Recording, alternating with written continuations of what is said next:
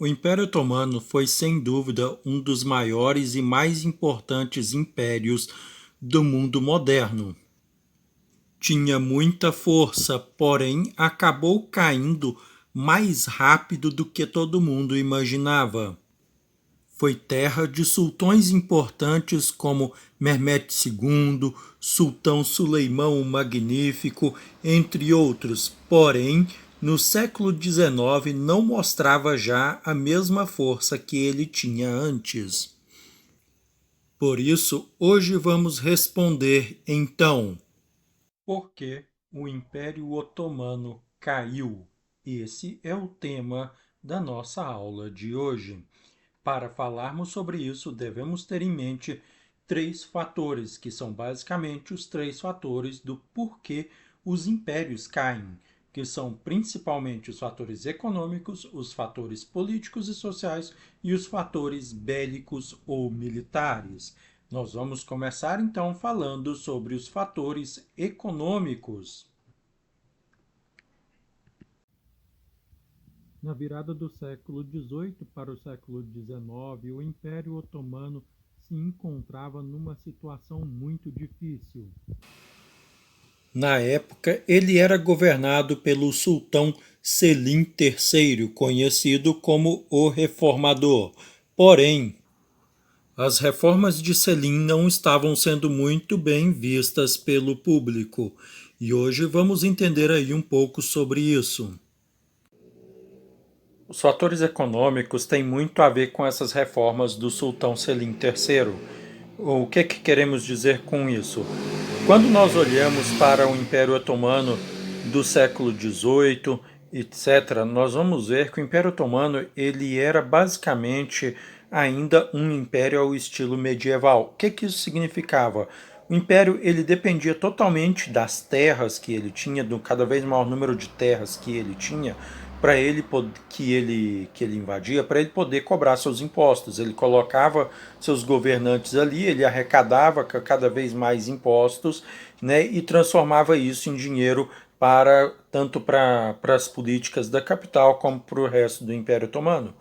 Porém, depois de que em 1683 o Império ele tenta falhadamente tomar Viena, a partir desse momento o Império ele não consegue crescer mais. Pelo contrário, ele começa a diminuir. Primeiro ele perde a Hungria, depois ele vai perdendo outros territórios. Sem ter a arrecadação que ele precisava dessas terras, sem ele conseguir colocar os senhores feudais, seus senhores feudais, né, que eram principalmente os janízaros e outros pachás que eles tinham, eles começam a aumentar os impostos das suas outras províncias que eles já tinham dentro do seu império.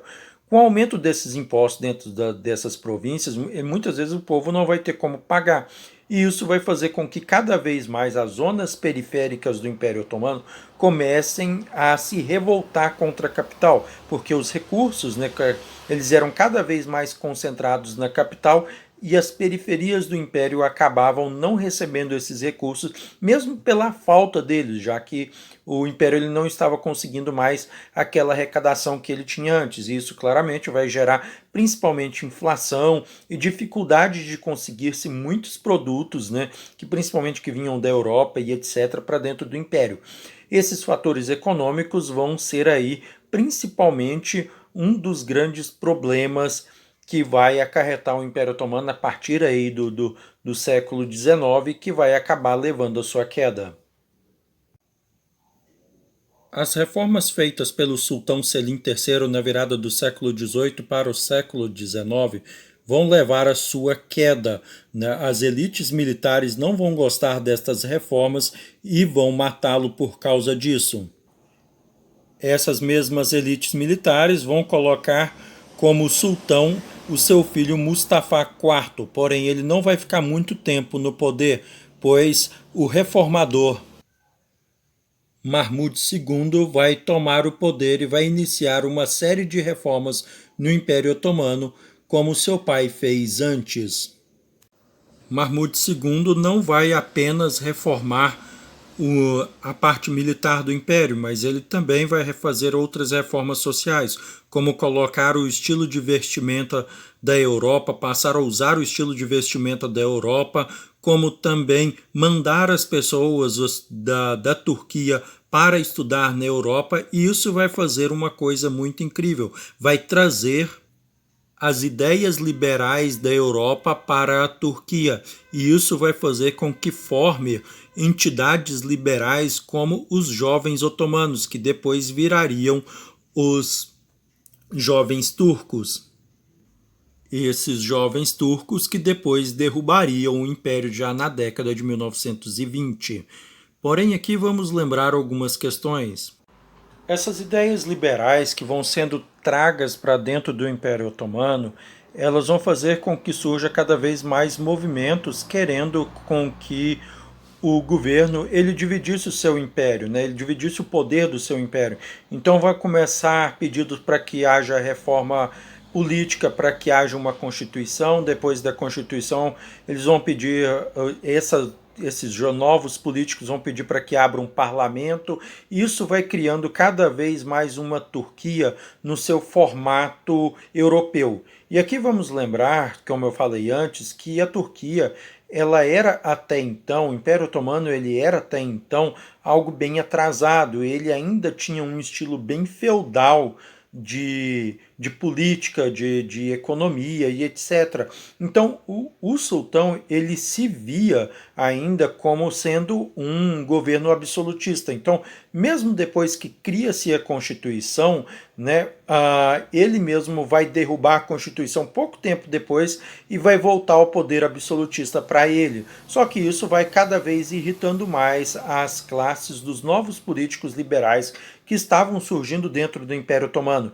Essas classes liberais, né, principalmente nas mãos dos jovens turcos, vão derrubar aí, né, depois de conseguir todo o apoio da população em volta de si, eles vão derrubar o sultão Abdulhamid II em 1909, vão instalar o seu irmão Mustafa V no poder, né, em 1909, e vai ser ele que vai dar entrada aí com os turcos dentro da Primeira Guerra Mundial ao lado dos alemães, que vai ser aí o último golpe, né, o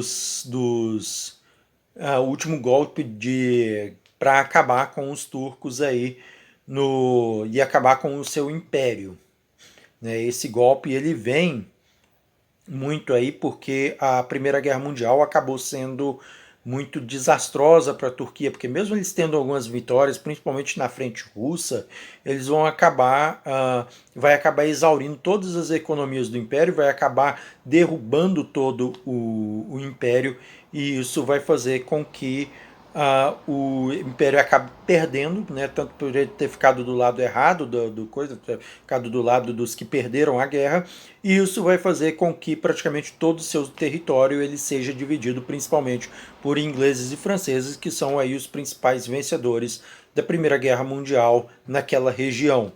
Então ele vai ter a Síria vai ser dada para a França, o Líbano vai ser dado para a França, a Palestina vai ser dada para os ingleses, a Inglaterra vai ser dada para os ingleses, a Jordânia vai ser dada para os ingleses, né? E os ingleses já tinham a possessão do Egito já de anos antes, né? A França já tinha possessão ali da região da Argélia, da Tunísia e do Marrocos, então eles vão dividir todos os antigos territórios do Império Otomano entre eles, né? Sem muita força, mais política, sem ter mais um sultão mandando, né? Porque agora o sultão, nesse momento, ele já era um fantoche dos jovens turcos, né?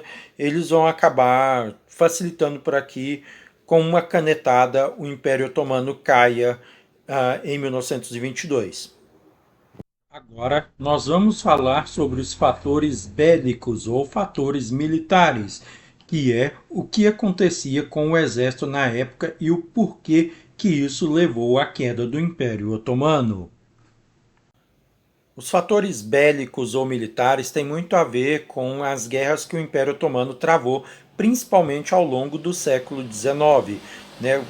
Como eu falei já várias e várias vezes aqui nesse vídeo, o Império Otomano ele era um império extremamente atrasado, tanto em política, economicamente e também militarmente. quando nós temos aí uma virada do século XVIII para o XIX, né, o resto da Europa, eles estão vivendo o grande período da Revolução Industrial. Então você tem uma evolução das armas, uma evolução das táticas de guerra, uma evolução de muita coisa. Porém, a Turquia ela vai ficando atrasada quanto a isso. O Império Otomano vai ficando atrasado quanto a isso. Por isso que o Sultão Selim III tentou reformular o exército, tentou e conseguiu reformular o exército. Né? Aí depois vem o Sultão Mahmud II e acaba com os janízaros. Com a elite militar do país, que vai gerar muitos problemas para ele por causa disso. E aí depois nós vamos tendo toda uma reformulação do exército, principalmente as bases da Alemanha, né? A Turquia se aproxima da Alemanha e os alemães vão começar a reformular o exército turco. Porém, mesmo assim, ainda ali pelos anos de 1850, os turcos ainda usavam canhões da época lá que eles tinham destruído as muralhas de Constantinopla no século XV. Então eles usavam armamento muito antigo, muito antiquado. Então isso daí vai facilitar muito para que eles percam muitas guerras e percam muitos recursos que poderiam vir para o Império. Por exemplo, eles enfrentam 3 ou 4 vezes os russos durante todo o século XIX, principalmente na Guerra da Crimeia, e eles vão perder essas guerras tudo por causa dessa dificuldade militar que eles tinham. Então eles chegam no final aí do século XIX totalmente exauridos, totalmente com muitas dificuldades. Inclusive essas muitas derrotas que eles sofrem nas mãos dos turcos, que ele vai fazer com que eles persigam os armenos e vai fazer com que os turcos façam o Holocausto Armeno aí na virada principalmente na virada do século XIX para o século XX, né? Se vocês quiserem, depois a gente pode falar mais sobre isso daí. E né, e aí vai fazer com que a última cartada eles entrem do lado da Alemanha na Primeira Guerra Mundial.